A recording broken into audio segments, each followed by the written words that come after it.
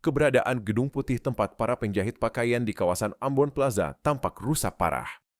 Akibatnya, sebagian penjahit yang menempati gedung tersebut memilih tidak melakukan aktivitas.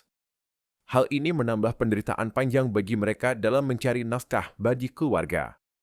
Tidak hanya itu, tagihan bulanan yang dibebankan bagi para penjahit sangat memberatkan mereka.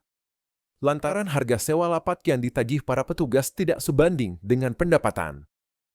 Kalau boleh pemerintah itu harus kalau mau tarik mungkin pasar itu terbus itu 1 kali saja, boleh 2 kali.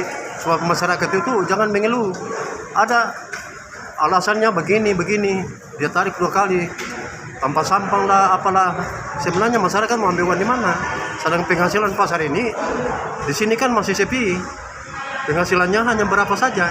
Jadi kalau mau tarik 2 kali, 3 kali, berarti keuntungan untuk orang dong. Jadi masyarakat tidak makan lagi.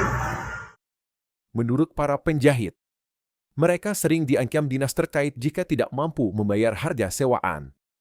Para penjahit dikenakan membayar Rp800.000 per bulan untuk menyewa lapak. Harga ini tentunya memberatkan para penjahit yang diperhadapkan dengan rusaknya atap gedung.